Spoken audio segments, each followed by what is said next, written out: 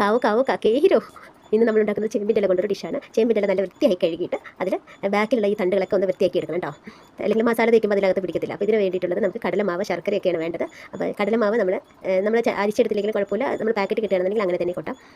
അതിനുശേഷം കുറച്ച് മഞ്ഞൾപ്പൊടി, ജീരകം, ഉപ്പ്, വെളുത്തുള്ളി ഇഞ്ചി പേസ്റ്റ്, മുളക് പൊടി, ശർക്കര കാച്ചാൻ വെച്ചിരിക്കട്ടെ വെള്ളത്തിന്. ഇത് കായപ്പൊടി കുറച്ചിടണം. എള്ള്, കറുത്തെള്ളാണ് അല്ലെങ്കിൽ വെളുത്തെള്ളുണ്ടെങ്കിലും ഇടാം. പുളി നമ്മൾ കലക്കി വെച്ചു. കുറച്ച് മല്ലിത്തല ഇട്ടു. നമ്മൾ പുളിവെള്ളം ഒഴിക്കുന്നു, കുറച്ച് ശർക്കര കാച്ചിയ വെള്ളം ഒഴിക്കുന്നു.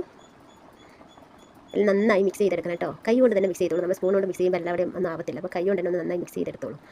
ഈ ഒരു പരുവത്തിലാക്കി എടുക്കണം. കുറച്ച് എരിവിന് വേണ്ടിയിട്ട് പച്ചമുളക് ചതച്ചിട്ടിട്ടുണ്ട് ഞാൻ.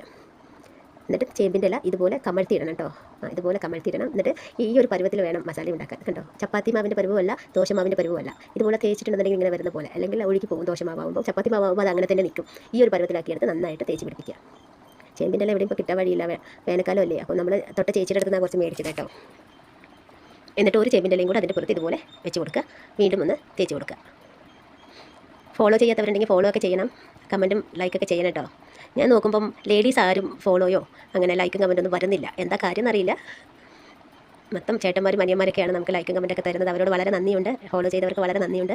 ഇതുപോലെ മസാല ഇങ്ങനെ തേച്ച് പിടിപ്പിച്ച്, വലിയ ഇലയൊക്കെയാണ്. ഞാൻ കർക്കിടക മാസത്തിലൊക്കെ നമുക്ക് വലിയ ഇല കിട്ടും, വലുതായിട്ട് ഉണ്ടാക്കാറുണ്ട് കേട്ടോ ഞാൻ. ഇതിപ്പോൾ ചെറിയ ഇലകൾ വേണമെങ്കിൽ കുറച്ച് കൂടുതൽ വെച്ച് മസാല കമ്മിയാക്കാം. ഇന്നിപ്പോൾ എനിക്ക് മസാല കുറച്ച് കൂടിപ്പോയി, ഇല കമ്മിയുള്ളൂ. അതുകൊണ്ട് മസാല നിറയെ തേക്കുന്നതാണ്. അല്ലെങ്കിൽ മസാല നമുക്ക് കുറച്ച് കമ്മിയാക്കിയിട്ട് തേച്ചിട്ട് ഇലകൾ കൂടുതൽ വെക്കാം. നമുക്ക് ചേമ്പിൻ്റെ ഇലയാണല്ലോ അകത്തോട്ട് പോകുന്നത്, നമുക്ക് ഭക്ഷിക്കേണ്ടത്. അപ്പോൾ ഇതുപോലെ ചുരുട്ടിയെടുത്ത് രണ്ട് സൈഡും ഒന്ന് അമർത്തി കൊടുക്കുക. നമ്മുടെ ബോംബെയിലൊക്കെ മറാഠി ചേച്ചിമാർ ഇതിനെ നമ്മൾ ഈ നൂലിട്ടിട്ട് വൃത്തിയായിട്ട് കെട്ടിയിട്ടൊക്കെയാണ് അവർ വെക്കാറ്. ഞാനിങ്ങനെ തന്നെ ഒന്ന് തിരികെ കൊടുത്ത് കെട്ടി വയ്ക്കും. എന്നിട്ട് നമ്മളിതുപോലെ മുറിച്ചെടുക്കുക, കാരണം വലുതായ കാരണം കൊണ്ടാണ്. എന്നിട്ട് അതുപോലെ ആവിയിൽ വെച്ച് ഒരു 20 മിനിറ്റ് വേവിച്ചെടുക്കണം. 20 മിനിറ്റ് വേവിക്കണം കേട്ടോ. 20 മിനിറ്റ് കഴിഞ്ഞ ശേഷം നല്ല പാകത്തിലായി വന്നിട്ടുണ്ട്. അപ്പോൾ ഇത് തണുത്തിട്ട് വേണം കട്ട് ചെയ്യാൻ. തണുത്ത് കഴിഞ്ഞു ഇത് ഞാൻ കട്ട് ചെയ്യണം. അപ്പം ഇത് നമുക്ക് വേണമെങ്കിൽ നമുക്ക് ഫ്രിഡ്ജിനകത്ത് വെച്ചിട്ട് ഒരാഴ്ചയോളം യൂസ് ചെയ്യാം. ഞാൻ അധികം ഇതുകൊണ്ട് മെഴുക്ക് വരട്ടി ഉണ്ടാക്കുക. കട്ട് ചെയ്തിട്ട് നമ്മൾ ജീരകമിട്ട് വറുത്ത് അതിനകത്തോട്ട് ഇത് കൊട്ടിയിട്ട് വറുത്തെടുക്കുക ചെയ്യുക. ഇതിപ്പോൾ നിങ്ങൾക്ക് കാണിക്കാൻ വേണ്ടിയിട്ടാണ് ഞാൻ ഇതുപോലെ ഫ്രൈ ചെയ്ത് കാണിച്ചു തരുന്നത്. അപ്പോൾ വീഡിയോ ഇഷ്ടപ്പെട്ടിട്ടുണ്ടെങ്കിൽ ലൈക്കും കമൻറ്റും ഫോളോയും ഷെയറും ചെയ്യാൻ മറക്കരുത്. ഫോളോ ചെയ്യണം. ഇതുപോലെ വറുത്തെടുത്തിട്ട് നമുക്ക് കഴിക്കാവുന്നത് 4 മണിക്കൊക്കെ നമുക്ക് ഒരു സ്നാക്സ് ആയിട്ട് കഴിക്കാൻ പറ്റിയ നല്ലൊരു സാധനമാണ്. ഞാൻ അങ്ങനെ എല്ലാ ചേമ്പിൻ്റെ ഇലയും ഇതുപോലെ ചെയ്തു. ആകെ ഒരു 6 കിട്ടിയുള്ളൂ. ഒരു 3 വെച്ചിട്ടുണ്ടാക്കി ഇതുപോലെ ഉണ്ടാക്കിയെടുക്കുക. എന്നിട്ട് ഫ്രിഡ്ജിനകത്ത് കയറ്റി വയ്ക്കുക. ആവശ്യാനുസരണം നമുക്കെടുത്ത് ഒരു ആഴ്ചയോളം നമുക്കിത് നിൽക്കുന്നതാണ് ഫ്രിഡ്ജിനകത്ത്.